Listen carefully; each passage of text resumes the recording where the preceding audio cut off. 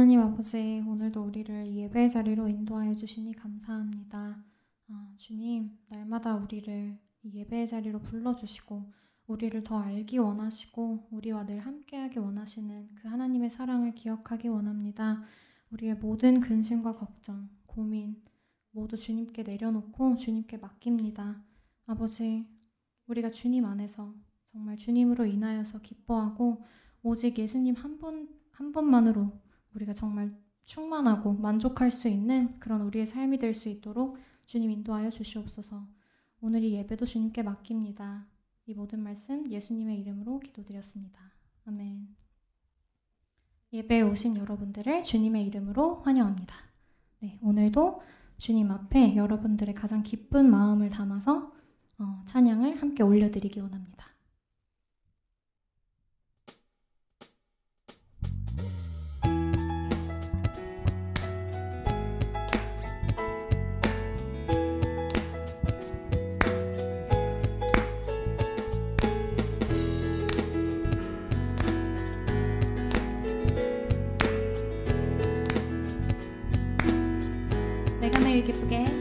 내가 매일 기쁘게 순례의 길 행함은 주의 팔이 나를 안보하리요. 내가 주의 큰 복을 받는 참된 비결은 주의 영이 함께하리라. 다시 한번 찬양하겠습니다. 내가 매일 기쁘게 순례의 길 행함은 주의 팔이 나를 안보하리요. 내가 주의 큰 복을 받는 참된 비결은 주의 영이 함께하리라. 성령이 계시네. 할렐루야 함께하시네. 좁은 길을 걸으며 밤낮 기뻐하는 건 주의 영이 함께하리라. 전의 죄에 빠져서 평안함이 없을 때 예수 십자가의 공로 힘입어 그 발 아래 엎드려 참된 평화 얻으면 주의 영이 함께하리라. 나와 동행하시고 모든 염려하시니 나는 숲의 새와 같이 기쁘다. 내가 기쁜 마음으로 주의 뜻을 행하면 주의 영이 함께하리라. 성령이 계시네. 할렐루야 함께하시네. 좁은 길을 걸으며 밤낮 기뻐하는 것 주의 영이 함께하리라. 세상 모든 욕망과 나의 모든 정욕은 십자가에 이미 못을 박았네. 어두운 밤이 지나고 무거운 짐 벗으니 주의 영이 함께하리라. 성령이 계시네. 할렐루야 함께하시네. 좁은 길을 걸으며 밤낮 기뻐하는 것 주의 영이 함께하리라. 성령이 계시네.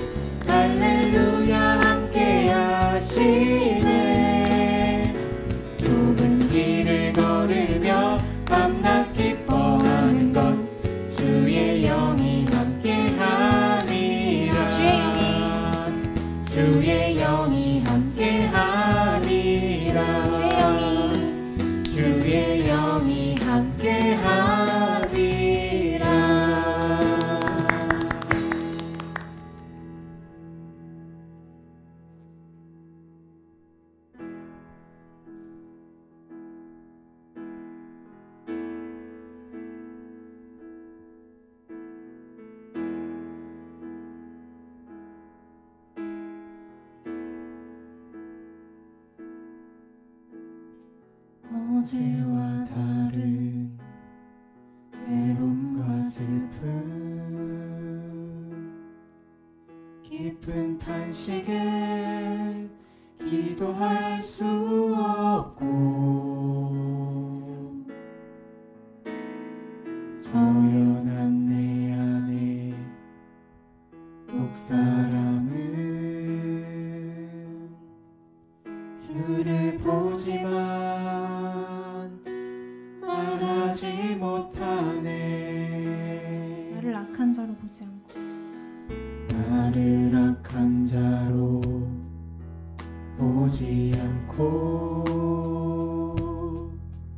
나의 원통함 그 맘을 아시니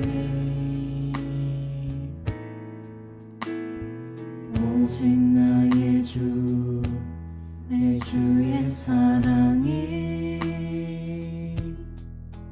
나의 속사랑을 고쳐주시네. 주의 사랑이 주의 사랑이 목마를 채우고 주의 위로가 눈물을 닦으니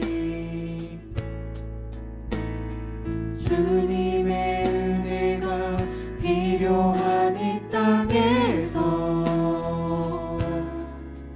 이곳에서 주와 함께 노래하리라. 어제와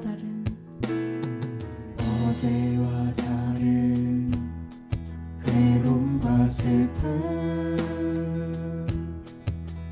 깊은 탄식에 기도할 수 없고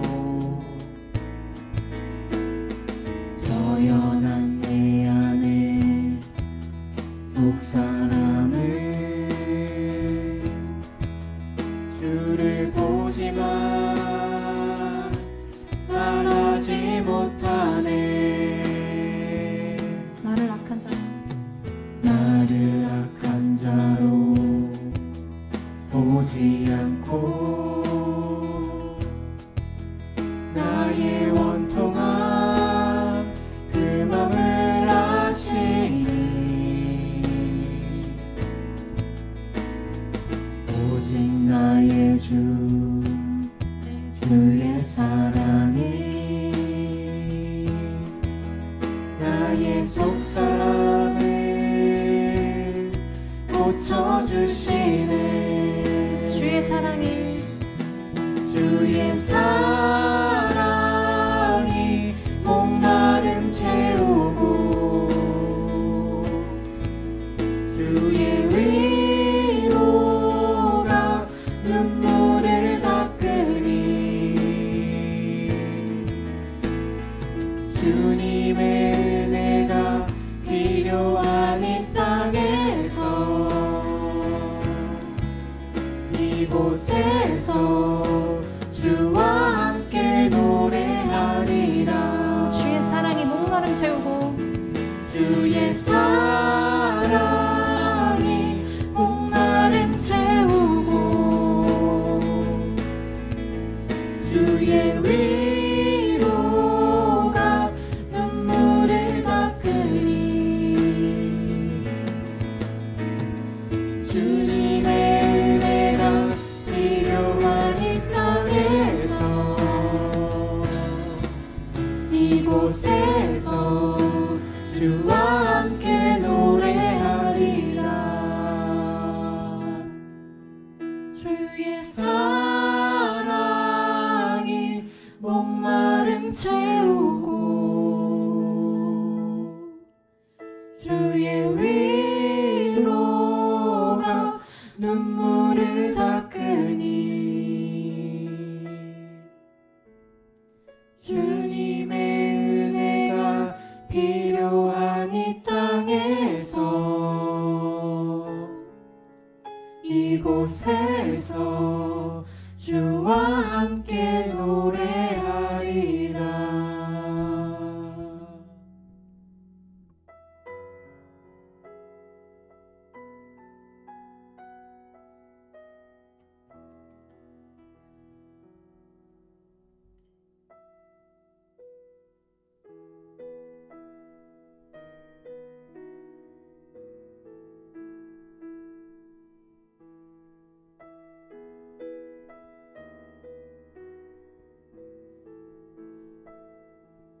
되신 주, 빛 되신 주, 어둠 가운데 비추사 내 눈 보게 하소서. 예배하는 선한 마음 주시고 산 소망이 되시네. 주를 경배하리 엎드려 절하며 고백해 주 나의 하나님. 오 사랑스런 주님, 존귀한 예수님, 아름답고 놀라우신 주. 만유의 높임을 받으소서. 만유의 높임을 받으소서. 영광 중에 계신 주. 겸손하게 이 땅에 임하신 주, 높여 찬양하리라. 나 주를 경배하리. 나 주를 경배하리 엎드려 절하며 고백해 주 나의 하나님. 오 사랑스런 주님, 존귀한 예수님, 아름답고 놀라우신 주. 나 주를 경배하리. 주를 경배하리 엎드려 절하며 고백해 주 나의 하나님. 오 사랑스런 주님, 존귀한 예수님, 아름답고 놀라우신 주. 나 알 수 없네 주의 은혜, 내 죄 위한 주 십자가. 나 알 수 없네 주의 은혜, 내 죄 위한 주 십자가. 나 주를 경배하리 엎드려 절하며 고백해 주 나의 하나님. 오 사랑스런 주님, 존귀한 예수님, 아름답고 놀라우신 주. 나 주를 경배하리 엎드려 절하며 고백해 주 나의 하나님. 오 사랑스런 주님, 존귀한 예수님, 아름답고 놀라우신 주.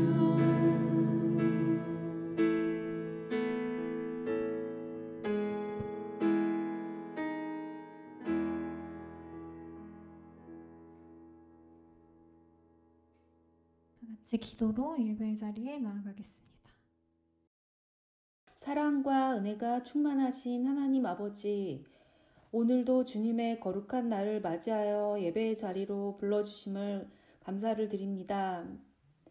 어느덧 팬데믹이 시작된 지도 1년이 되어갑니다. 주님이 지으신 자연 만물의 창조 질서 안에서 만물이 소생하는 봄을 기다리며 어려웠던 지난 시간을 돌아봅니다. 오직 저희는 하루하루 하나님의 은혜로 살았음을 고백합니다. 그럼에도 순간순간 자신의 욕망과 죄의 속성을 이기지 못하고 주님을 실망시키며 살아온 시간이 많았음 또한 이 시간 고백합니다. 하나님 아버지의 긍휼과 용서를 구합니다. 이 시간 거룩하신 성령님께서 주의 전에 나온 주님의 자녀들을 한 사람 한 사람 만나주시고 오직 예수 그리스도의 보혈의 능력으로 깨끗하게 씻어주시옵소서. 새 학기가 시작되어 처음 이타카에 오신 성도들이 있습니다. 모일 수 없는 상황이지만 더욱 주변의 이웃들에게 관심을 갖고 다가갈 수 있는 마음을 허락해 주시고 또 새로운 출발을 위해 떠나는 성도들을 함께 축복할 수 있는 시간도 허락해 주시기를 기도합니다. 경제적으로 어려운 이웃들이 있습니다. 한 믿음 안에서지만 다 나눌 수 없는 문제들이 있을 줄 압니다. 주님께서 지혜 주셔서 돕는 손길을 만나게 하시고 또한 섬길 곳을 찾는 이들을 인도하여 주시기를 기도합니다. 육신의 질병으로 고통받는 이들에게도 위로와 치유의 은혜를 허락하시고 아직 믿음을 갖지 못한 사랑하는 가족과 친구, 이웃들을 위해 간구하는 기도에도 응답하여 주시옵소서. 2021년 새롭게 시작하는 교회의 모든 크고 작은 모임과 나눔의 자리를 기억하여 주시고 주의 이름으로 모이는 모든 만남이 오직 주님께서 홀로 주인 되어 주시고 영광과 기쁨이 되기를 소망합니다. 예배를 위하여 수고하시는 손길들을 기억해 주시고 특별히 오늘 말씀을 전하시는 하홍표 목사님께 성령의 충만함을 부어주시기를 기도합니다. 이 시간의 시작에서 마침까지 온전히 주님만 바라보는 신실하고 진정한 예배가 되도록 인도하여 주시옵소서. 이 모든 말씀을 우리 주 예수님 이름으로 기도드립니다. 아멘.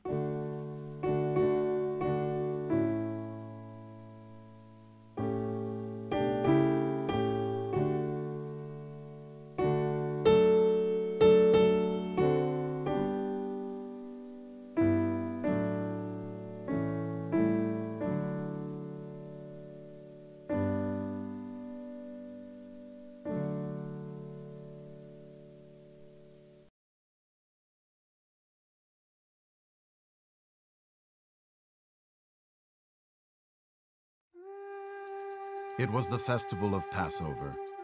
Jesus and his 12 disciples had gathered in a room for their last supper together. Jesus knew it would be their final time to be together before he died. So he told his friends many important things. There was one very important message he had for them. One of the disciples would betray him. "The one who betrays me will dip his food in the bowl at the same time I do," said Jesus.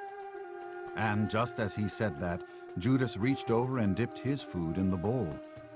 With shock and anger, Judas looked at Jesus. The Son of God knew beforehand that Judas would betray him and deliver him over to the chief priests and religious leaders.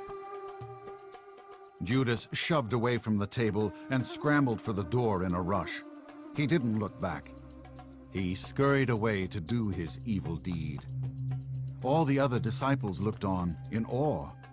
They could not believe that one of their own was a traitor.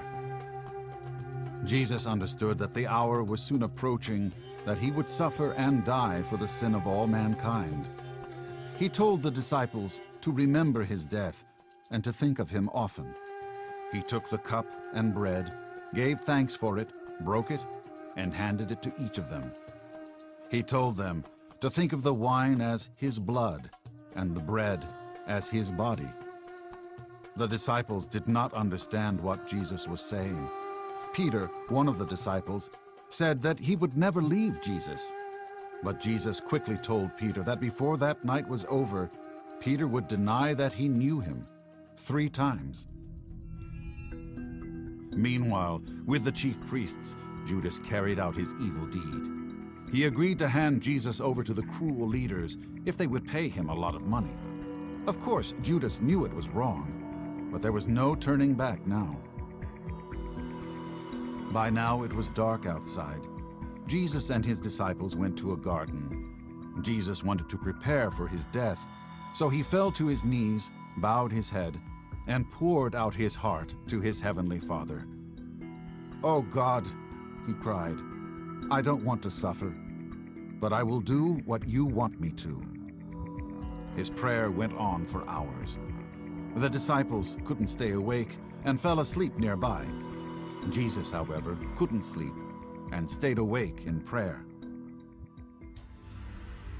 When Jesus came to his disciples, he found them asleep.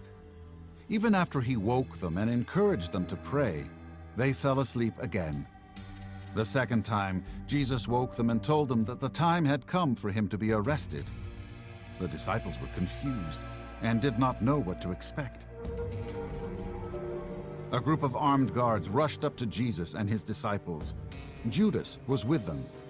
Judas walked over and kissed Jesus on the cheek, a sign to the soldiers that Jesus was the one they should arrest. Peter wasn't about to let this happen. He was going to protect Jesus. He whipped out his own sword and slashed at the guards. In doing so, he chopped off the ear of one of the servants. Jesus rebuked Peter gently. Jesus knew that Peter meant well, but this was all part of God's plan. Jesus touched the man's ear and completely healed it. The guards were amazed. "Have you come with swords and clubs to arrest me like a robber?" Jesus asked, looking up at his attackers. The guards knew that Jesus had been preaching and teaching in public places, and no one ever tried to arrest him there. This night was different. The disciples were afraid and ran away, but Peter followed Jesus at a distance. Jesus was led all the way from the Garden of Gethsemane through the Kidron Valley to the high priest. There he was interrogated. They were trying to find a reason to kill him. Of course, Jesus was honest and true. He simply told them what he had always declared. He was the Son of God. This enraged the leaders. They led him to another court to obtain permission to put him to death. Meanwhile, Peter stood outside in the courtyard around a fire with other bystanders. He wanted to see what happened. "You're his disciple, aren't you?" a servant girl suddenly asked him. "No, I'm not," Peter swore and became angry. "I don't even know him." 3 times it happened that Peter was asked if he knew Jesus, and 3 times he lied. Then suddenly, the 3rd time he lied, a rooster crowed 3 times, and Peter remembered what Jesus had said. He ran away, feeling horrible, weeping bitterly. That night, after Jesus was arrested, Judas realized what he had done. He was so overcome with guilt. He didn't care about the money that he had earned. He ran to the priests and threw the coins on the floor. Then he ran out, tied a rope around his neck, and hung himself. Good morning. In the next month, we're going to be looking more closely at 2 of the most important events that happened in the history of the world, and 2 of the most important events that happened in the Bible. We're going to be looking at the times that surround the crucifixion of Jesus Christ and also the resurrection of Jesus Christ from the dead. The more time we spend trying to understand what happened, I think the more we'll try to understand why those things are important. So let's read from today's passage, from Matthew chapter 26, verses 20 to 35, and also 69 through 75. When evening came, Jesus was reclining at the table with the 12. And while they were eating, he said, "Truly I tell you, one of you will betray me." They were very sad, and they began to say to him and to one another, "Surely you don't mean me, Lord." Jesus replied, "The one who dips his hand into the bowl with me will betray me. The Son of Man will go just as it is written about him. But woe to that man who betrays the Son of Man. It would be better for him if he had not been born." Then Judas, the one who would betray him, said, "Surely you don't mean me, Rabbi." Jesus answered, "You have said so." When they were eating, Jesus took the bread, and when he had given thanks,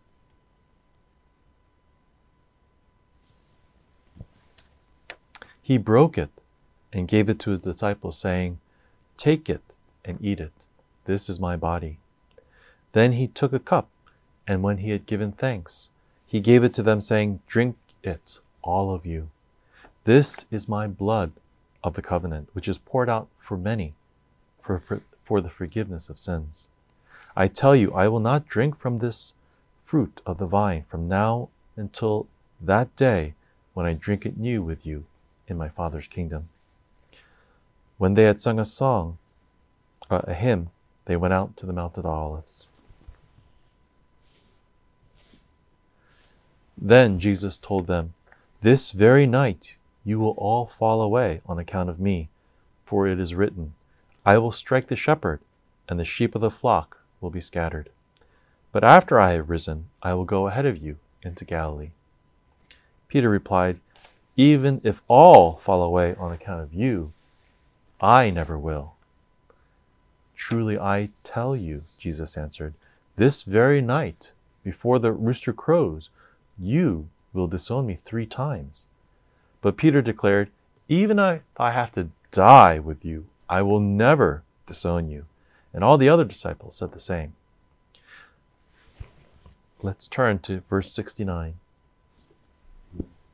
Now Peter was sitting out in the courtyard, and a servant girl came to him.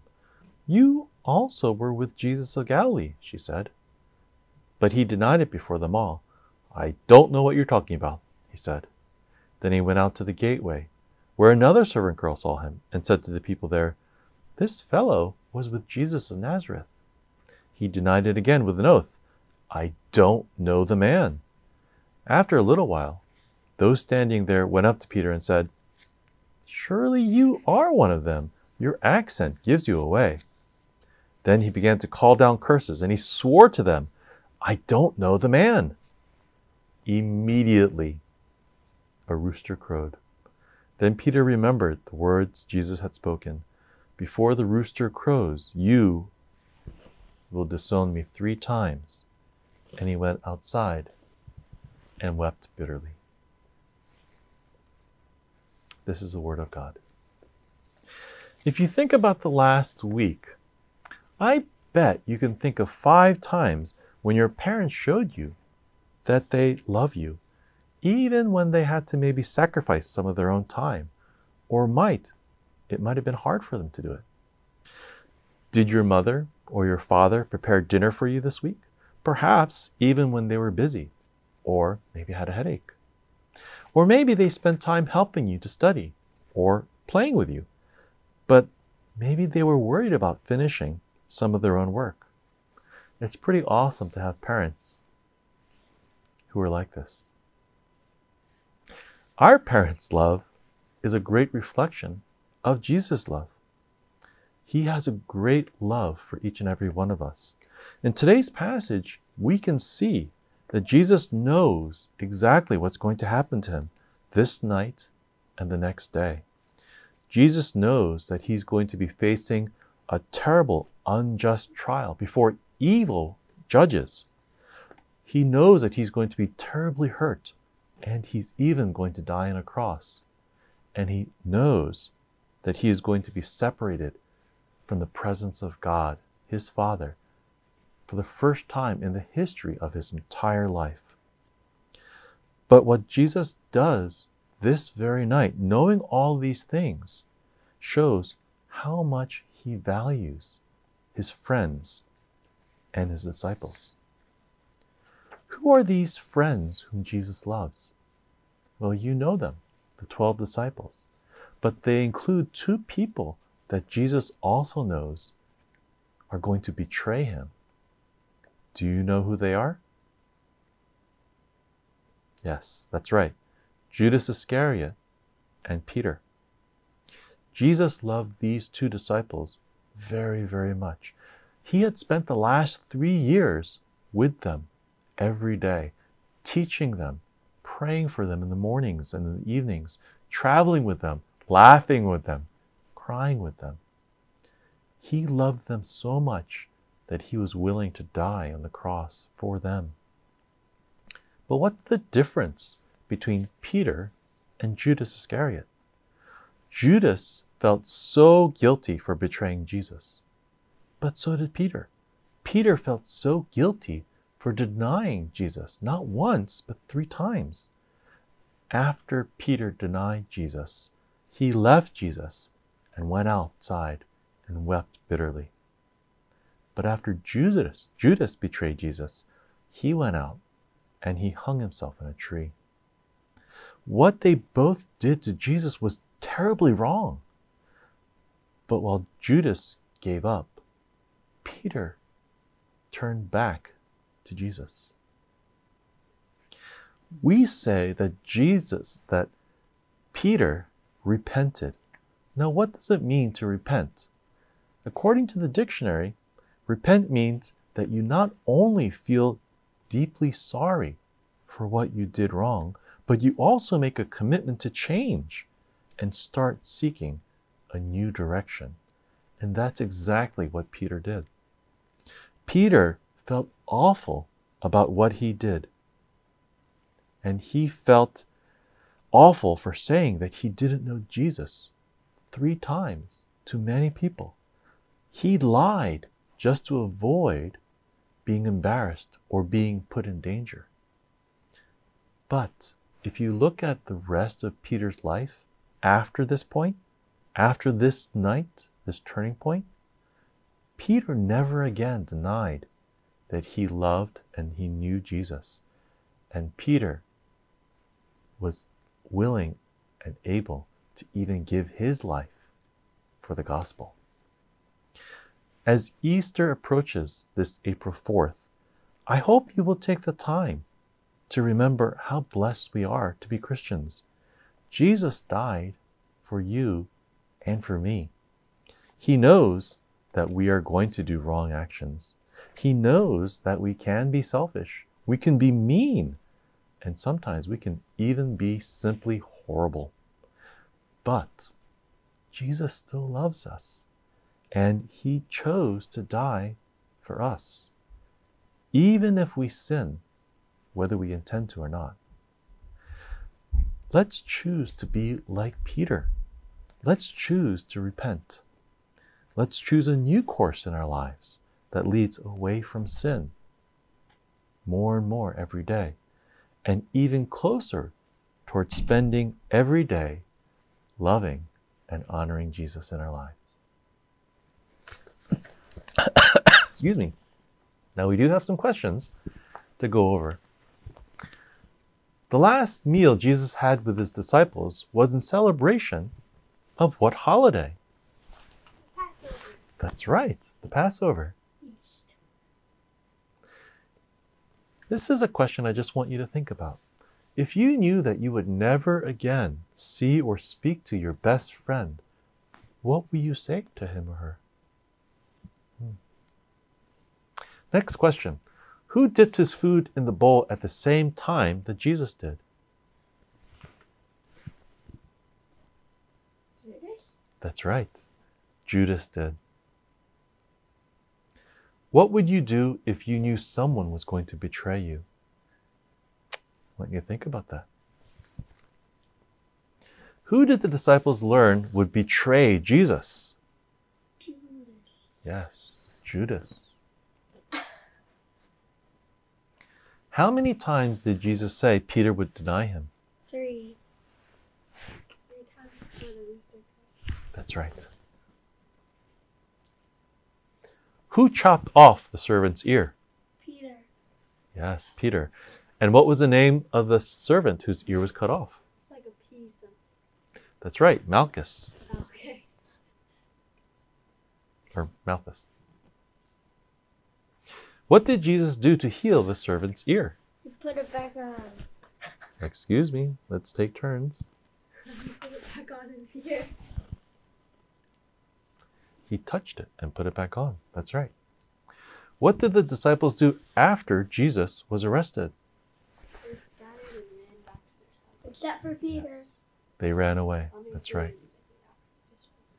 What did Peter hear after he lied 3 times about being one of the Jesus' disciples? Cock-a-doodle-doo. Yes, he heard a rooster crow. The big idea for today is that Christ died for our sins according to the scriptures. And the memory verse comes from 1 Corinthians chapter 15, verse 3. In the ultimate act of love, Jesus died to save us from sin and death. Let's pray. Lord Jesus, we thank you so much that you, knowing that we are sinners, knowing that we betray you at times, knowing that we have a hard time changing, still love us and still chose to die on the cross to save us for our sins.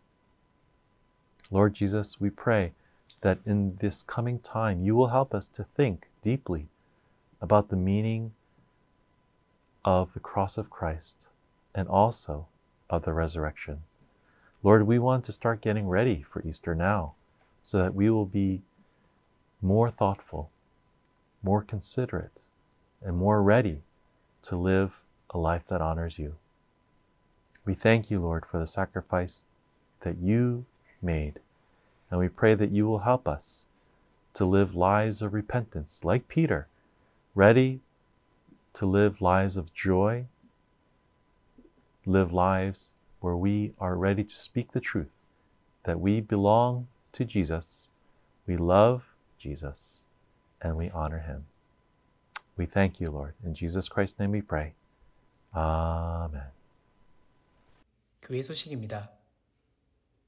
주일 예배에 참석하신 모든 분들을 주님의 이름으로 환영합니다. 2021년 상반기 동안 아래 기도 제목들로 각자 계신 곳에서 한 마음으로 기도하여 주시기 바랍니다. 5월까지 주일 예배는 기존과 같이 12시 45분부터 온라인으로 드려집니다. 헌금은 수표나 온라인 헌금 사이트를 통해 보내주시기 바랍니다.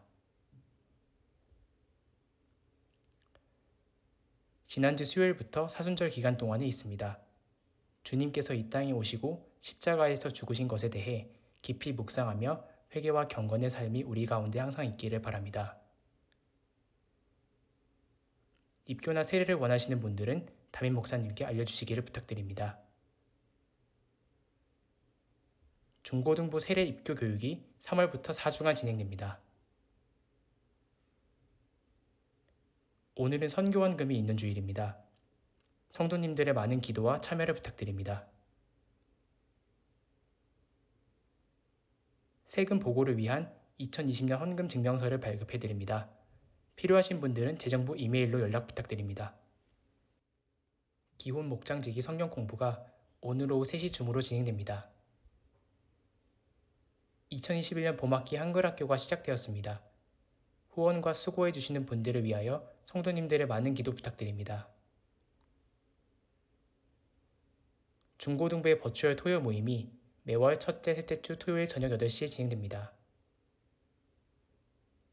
가정별 그리고 소그룹별로 찬양 드리기 원하는 분들의 특송 신청을 받고 있습니다. 매일 새벽 예배는 생명의 삶 순서에 따라 기도 드리시기 바랍니다. 이타카에 새롭게 오신 전은아 자매님을 환영하고 주 안에서 축복합니다.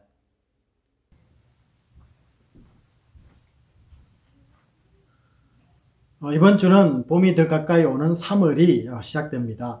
우리 청년들은 프리림이 시작되는데요.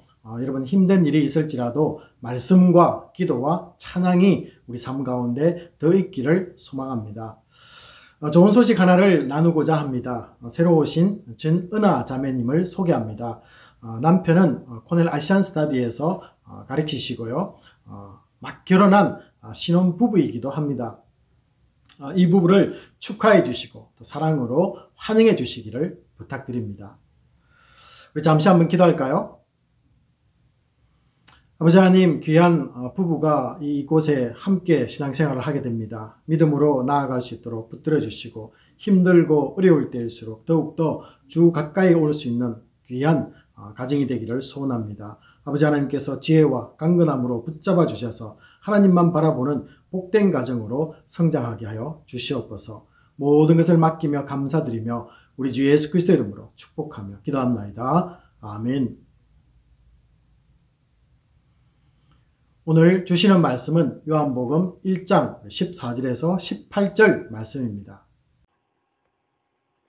John 1:14 through 18. The Word became flesh and made his dwelling among us. We have seen his glory, the glory of the one and only Son, who came from the Father, full of grace and truth. John testified concerning him. He cried out, saying, "This is the one I spoke about when I said, 'He who comes after me has surpassed me, because he was before me.' Out of his fullness we have all received grace in place of grace already given. For the law was given through Moses. Grace and truth came through Jesus Christ. No one has ever seen God, but the one and only Son, who is himself God and is in the closest relationship with the Father, has made him known."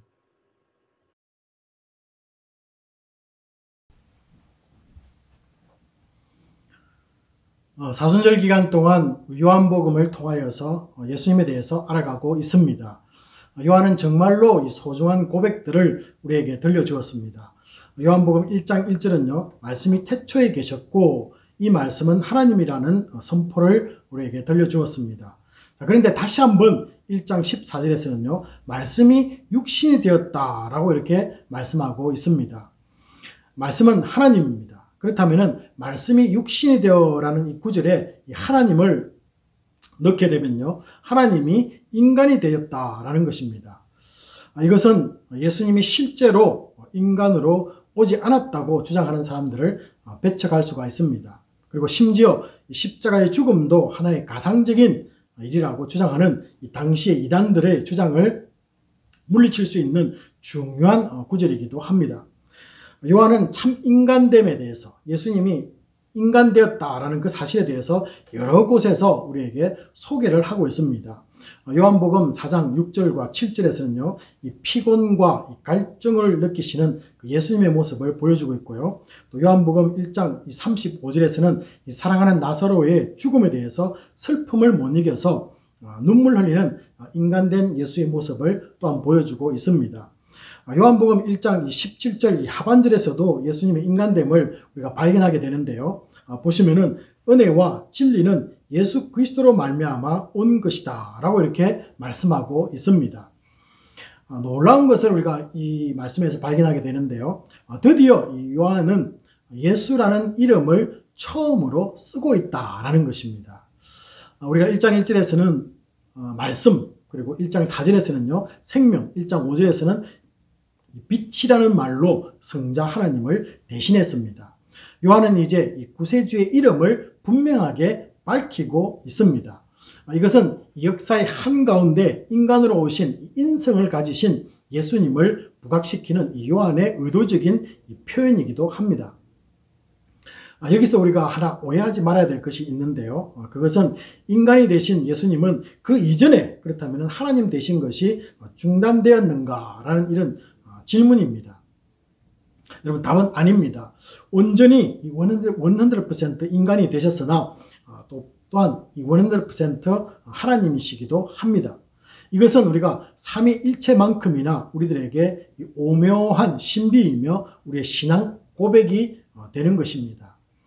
자, 그런데 오늘 1장 14절 이 상반절을 보시면요, 하나님이 인간이 되신 이유에 대해서 첫 번째 이유를 우리에게 소개를 해주고 있습니다.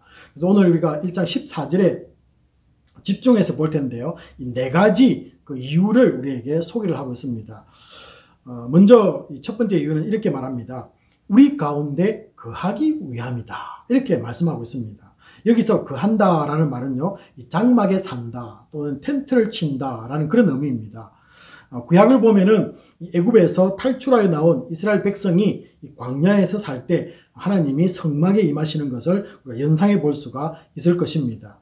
자, 그런데 예수님은 직접 인간의 몸을 입고 이 땅에 오셨다는 것이 다르다는 것이죠.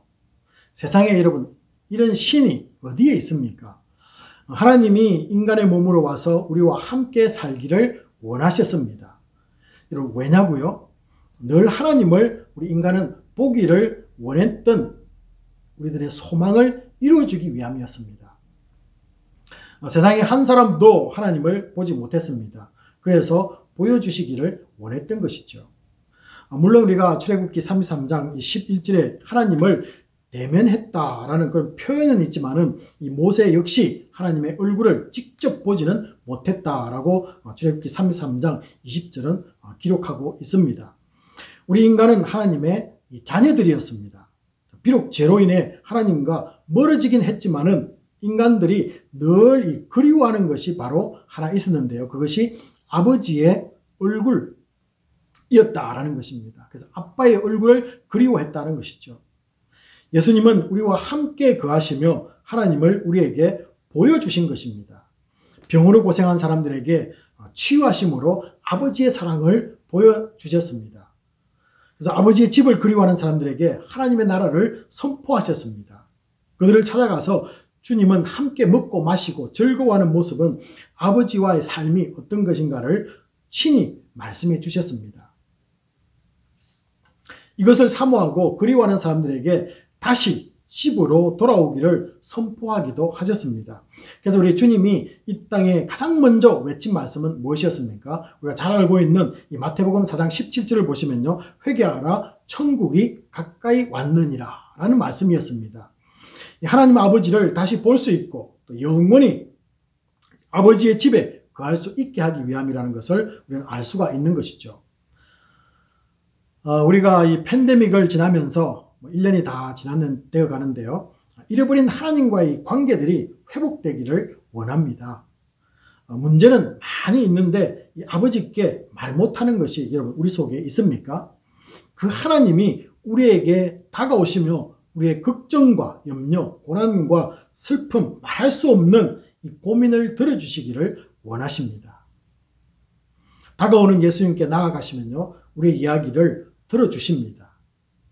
그리고 아파하고 힘들어하는 영혼 곁에 함께해 주십니다. 그래서 들어주시고 그냥 가시는 것이 아니라 우리와 함께 거하신다라는 것입니다.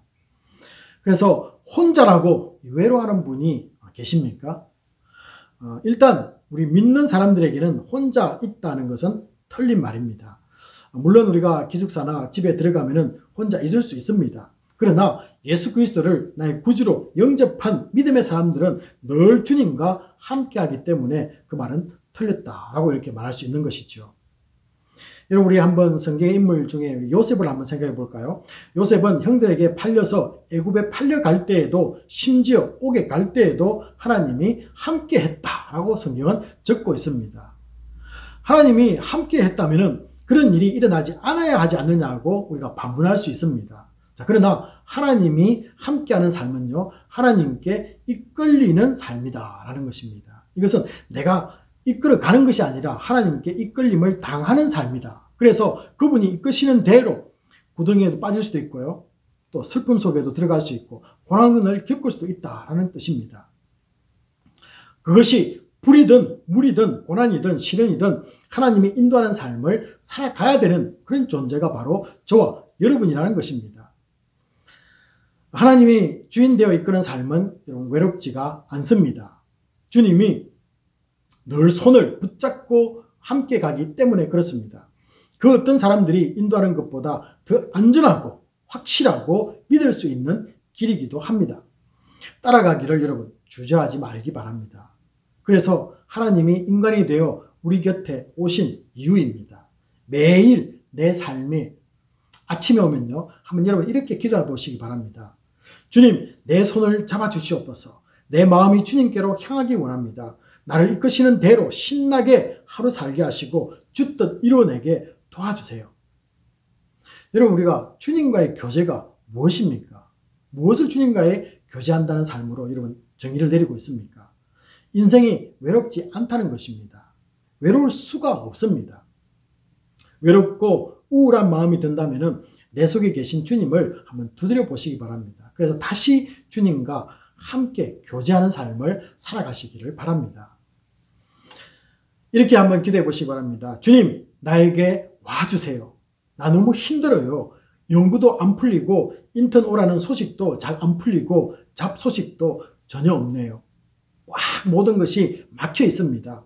사람들을 용서하고 싶어도 용서가 안 됩니다. 기분이 영 풀리지 않습니다. 주님, 내 마음을 나 스스로도 조절할 수가 없습니다. 괜히 짜증이 납니다. 아이들 소리에도 화가 폭발합니다. 이런 문제들로 고민하는 우리들을 위해서 하나님은 우리 곁에 오셔서 거하기를 원하십니다.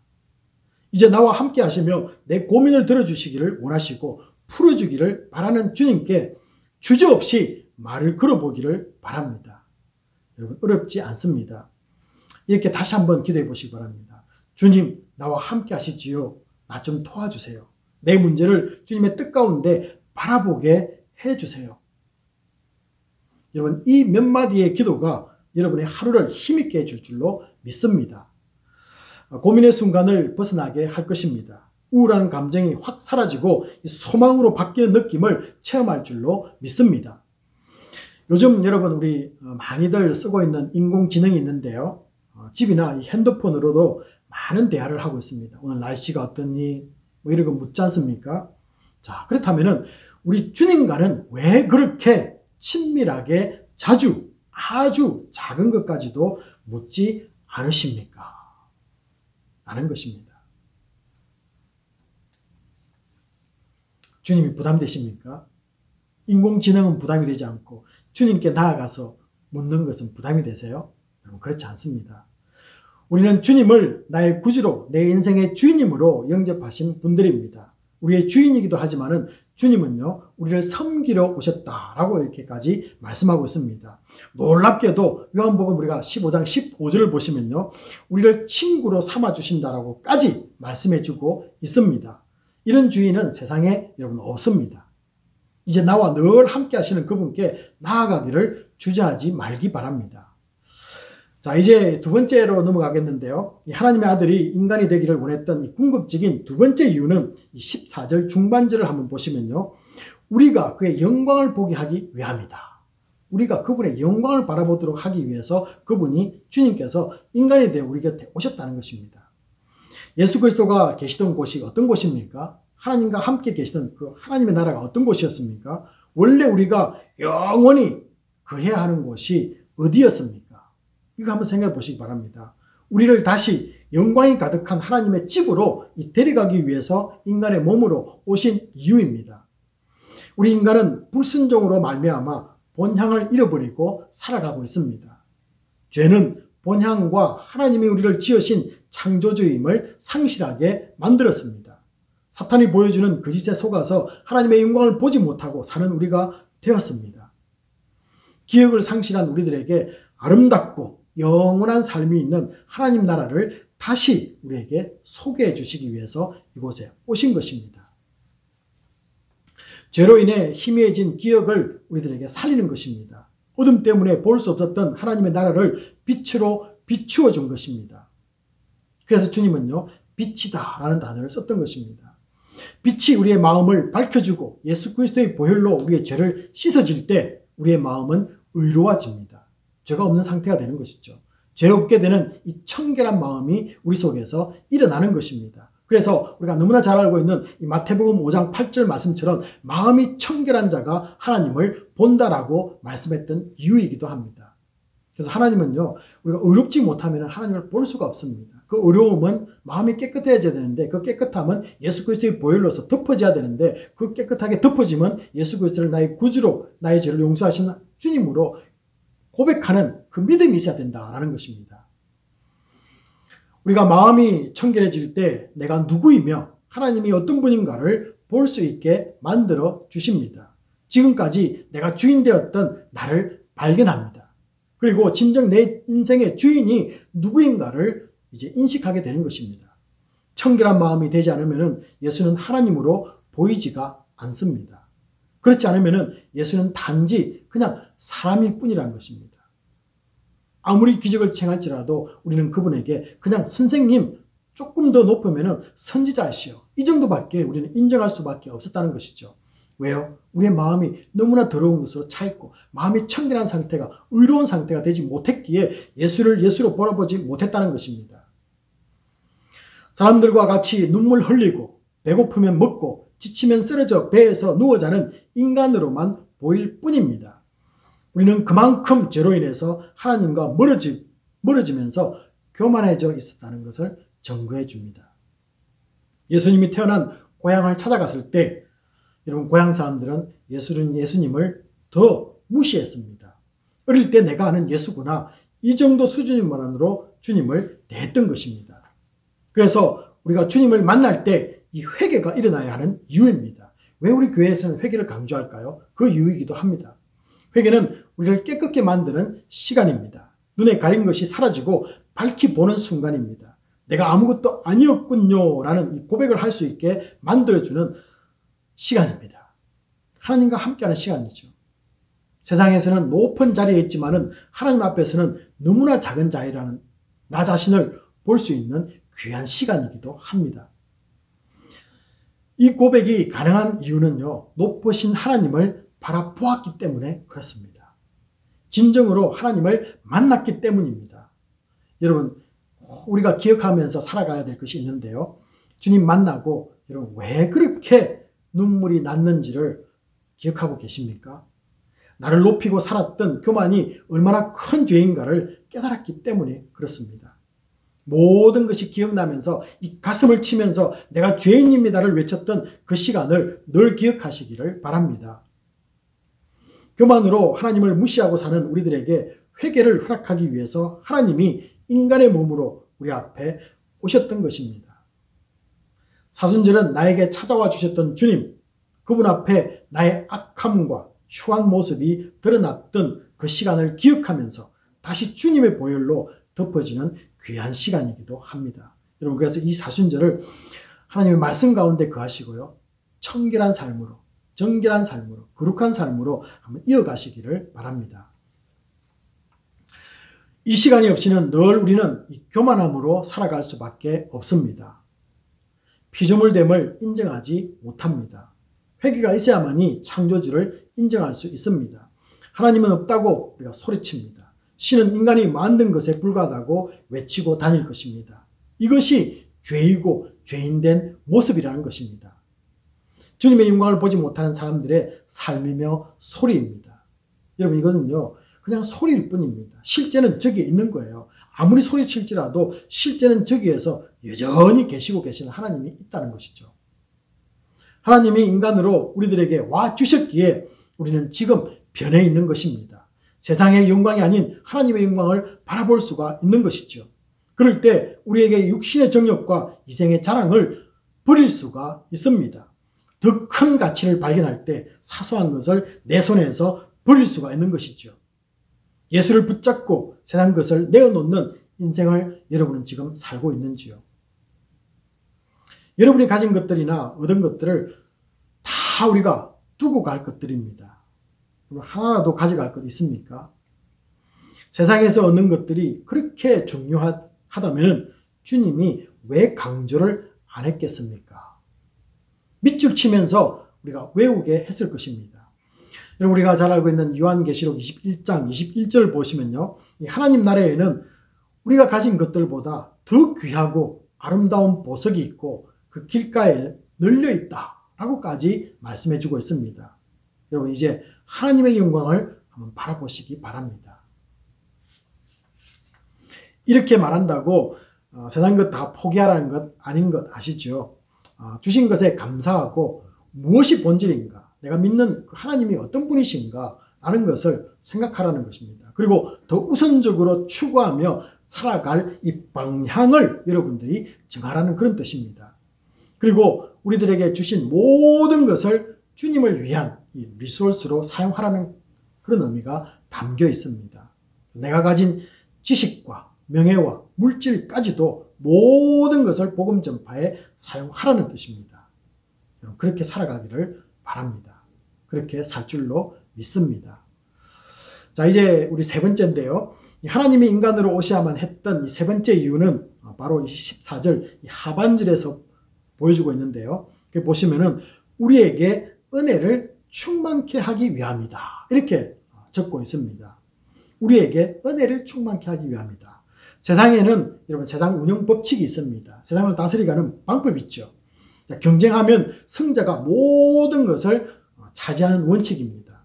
그러다 보면은 패한 사람은 어떻게 됩니까? 뒤로 물러나야만 합니다. 소외되어지는 것이죠. 묻혀야만 합니다. 이름이 없어집니다. 관심 밖에 살 수밖에 없는 것이죠. 그러나 하나님의 다스림은 그렇지가 않습니다. 은혜로 다스리기 때문에 그렇습니다. 모두에게 그저 주시는 사랑이 있습니다. 주님은 성공하지 못하고 사는 사람들에게도 찾아오십니다. 그래서 음지에서 소외된 사람들에게도 복음이 들려졌습니다. 병든 자, 마음의 상처를 가진 자들을 찾아가서 주님은 치유까지 해주셨습니다. 이 소외된 자들 역시 사랑받는 사람임을 깨닫고 소망을 얻었습니다. 바로 이것이 은혜가 충만한 주님의 모습이라는 것이죠. 그러므로 우리가 사랑을 베푸는 것은요, 어떻게 해석할 수 있겠습니까? 이것은 예수님이 인간으로 오신 성육신하신 목적을 우리가 이루어 드리는 것이다 라고 이렇게 해석을 할 수가 있습니다. 하나님의 비전을 함께 이루어가는 삶이라고 말할 수 있는 것이죠. 그리고 또 그분과 동력자가 되는 것이다 라고까지 말씀할 수 있습니다. 우리 교회도 예수 그리스도의 은혜가 흘러가는 통로가 되기를 원합니다. 팬데믹 때문에 다들 어려워합니다. 성도님들도 힘드실 것입니다. 교회도 어렵습니다. 자, 그러나 더 어려운 형편에 있는 분들을 기억하고 우리는 도와야만 합니다. 이런 삶이 먼저 하나님의 은혜를 받고 체험한 사람들의 이 나눔입니다. 감사하게도 선교지에 제가 영어를 가르치실 교사 5분을 구한다고 말씀을 전했습니다. 여러분 몇 분이나 자원했을까요? 벌써 3명이 자원자가 생겼습니다. 그리고 다 충만케 될 줄로 믿고요. 작년에 이어서 올해도 우리 단기 선교는 갈 수가 없습니다.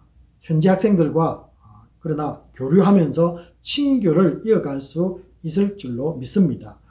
우리가 돕고 있는 이 선교지 선교사님들과 또 우리가 난민 사역을 했던 유티카 우리 크랜 교회를 위해서도 여러분 관심과 기도를 부탁을 드립니다.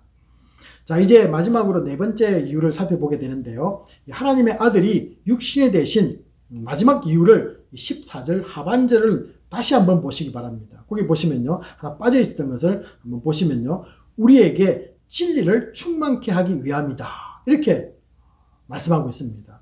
우리에게 진리를 충만케 하기 위함이다.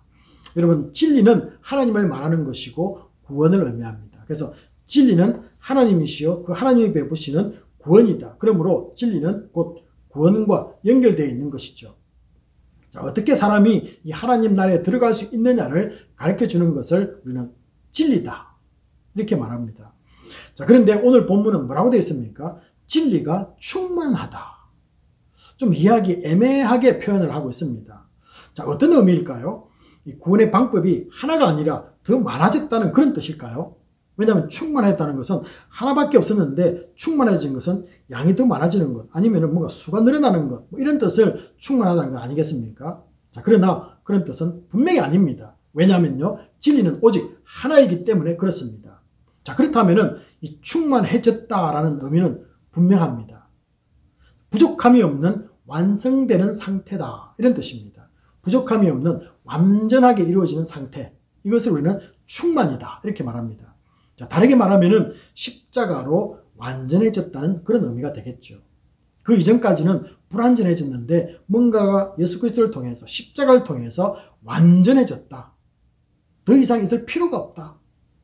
그러므로 이것 외에는 다른 것들은 진리가 아니다까지 선포할 수가 있다는 것입니다.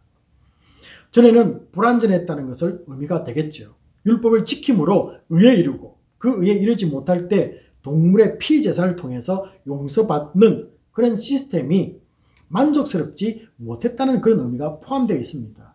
하나님이 만족하지 못했다는 것이죠. 그러나 예수 그리스도를 통해서 하나님이 인간이 되어서 십자가 구원의 길이 확실히 주어졌다는 그런 선포이기도 합니다. 완전한 희생제물을 찾지 못했는데 예수 그리스도가 인간으로 오셔서 완전한 희생물이 우리를 위해서 되어주셨다라는 것입니다. 그리고 주님의 십자가 희생은 죄는 죽음이라는 하나님의 공의를 만족시켜 드렸다라는 그런 뜻도 포함되어 있습니다. 완벽하게 인간이 죄 용서함 받게 되는 것이죠. 인간 구원이 예수 그리스도의 성육신으로 말미암아서 완성이 되었다는 그런 선포이기도 합니다. 예수님은 세상 죄를 지고 가는 어린 양이 되었습니다. 우리를 대신해서 모든 죄를 지고 죽으셨습니다. 이것이 진리입니다. 진리가 충만해졌다는 의미는 십자가 구원이 세상으로서 세상에 입소문이 나서 모두가 알게 되는 그런 뜻도 내포하고 있습니다. 전도와 선교로 이 시골 오지와 문자가 없는 이 미종족들에게도 복음이 알려지게 되었다라는 그런 뜻이 여기에 충만해졌다. 진리가 충만해졌다. 구원의 소식이 세상에 퍼져나갔다. 땅끝까지 알게 되었다. 그런 뜻이 있다는 것이죠. 여러분, 말씀을 이제 마무리하겠습니다. 오늘 우리 14절 말씀에 집중했는데요. 이 말씀 속에서 선포된 이 아버지 품속에 있던 독생하신 하나님이 우리에게 인간이 되어 오셨다는 이 말씀에서 4가지 이유를 우리가 발견했습니다. 이 4가지 이유를 꼭 마음에 담아두시기를 바랍니다. 첫 번째는요, 세상 끝에서 빛을 보지 못하고 어두운 가운데서 외롭고 쓸쓸하게 살던 우리들에게 오셔서 친구가 되어서 함께 거하기를 원하신다는 것을 기억하시기 바랍니다. 주님이 오신 이유는 우리와 함께 거하기를 원하신다. 힘들고 어렵고 고난 가운데도 함께 하신다는 것, 여러분 꼭 붙잡고 나아가시기를 바랍니다. 자, 이제 두 번째는요, 인간이 늘 보기를 원했던 하나님이었습니다. 그런데 예수님을 통해서 그 영광을 보았다는 것입니다. 그분의 얼굴을 직접 본 것이 아니라 그분의 영광을 보았다는 것이죠. 그 영광을 보았을 때 이 세상이 진짜가 아니라 우리 집인 본향을 그리워하고 사모하는 나그네로 살기 시작하게 되었다는 것이죠. 야, 진짜 가야 될 것은 이 땅에서 내가 사는 것이 아니라 저 하늘나라에 있는 내 본향집을 향해서 가는 것이 진정한 삶이구나. 내 저 영광을 바라보며 살아야겠다는 마음의 결단이 생겼다는 것입니다. 주신 것을 움켜쥐는 자가 아니라 손을 펴서 이 나누는 삶을 살아가는 아름다운 성도로 살아갈 수 있게 만들어 주셨습니다. 자, 이제 세 번째는요, 진리가 아닌 것을 추구하며 방황하는 인간들에게 진리를 듣게 해주셨습니다. 그래서 이전까지는 진리가 아닌 것들의 그 소리에 대해서 어떻습니까? 사람들이 관심이 쏠리고 추종자가 되어서 따라갔는데 결국은 뻥이었습니다. 그런데 이제는 진리가 선포되어졌다는 것이죠. 예수 그리스도를 통해서만 완전한 구원이 허락되는 것을 십자가를 통해서 우리에게 보여주셨습니다. 그래서 우리는 오직 그 길만이 구원의 이름을 믿고 긴 방황의 인생의 인간의 인류의 모든 방향을 마쳤습니다. 그리고 안식과 평안이 있는 예수님께 나아가는 성도가 되었습니다. 자, 이제 네 번째인데요. 무엇보다도 예수님을 통해서 하나님 아버지가 우리를 얼마나 사랑해 주신다는 은혜를 알게 되었다는 것입니다.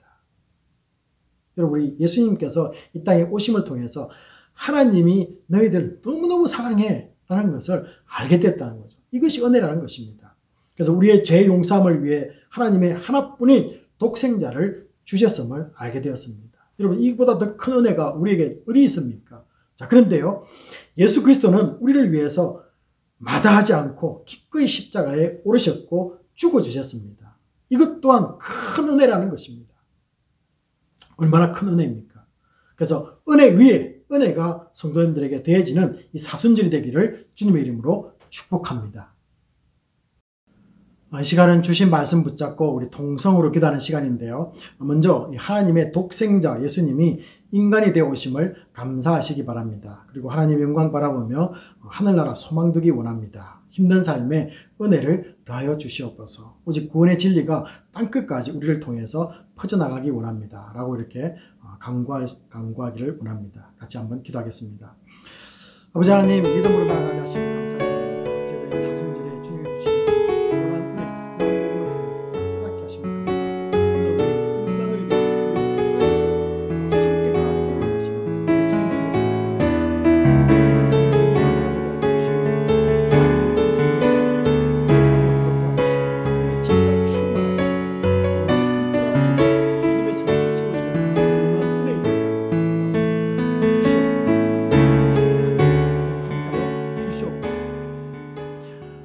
아버지 하나님, 저희들 사순절 기간을 맞이해서 요한복음을 통해서 예수 그리스도에 대해서 묵상하게 하심을 감사를 드립니다. 아버지 하나님, 하나님이 인간이 되어서 우리와 함께 하기를 권하셨던 그 예수를 바라보면서 주님의 영광을 바라보기를 원합니다. 이제는 땅의 영광이 아닌 하나님의 소망을 두며 살아가기를 원합니다. 주님 우리에게 은혜가 충만케 하여 주시옵소서. 구원의 진리가 아버지 선포되어지는 놀라운 역사가 우리 가정과 교회에 있게 하여 주셔서 더 많은 사람들이 이 진리 가운데 거하는데 쓰임받는 복된 교회 되게 하여 주시옵소서. 모든 것을 감사드리며 우리 주 예수 그리스도의 이름으로 기도합나이다. 아멘.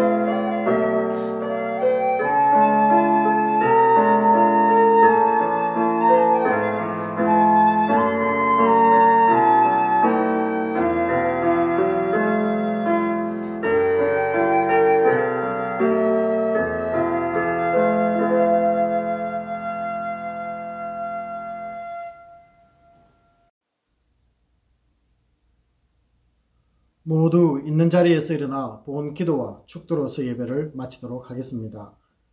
이 복된 사순절에 온 성도가 주님이 이 땅에 인간이 되어 오셨고 죽으셨고 살아나셨는지를 묵상하게 하심을 감사를 드립니다.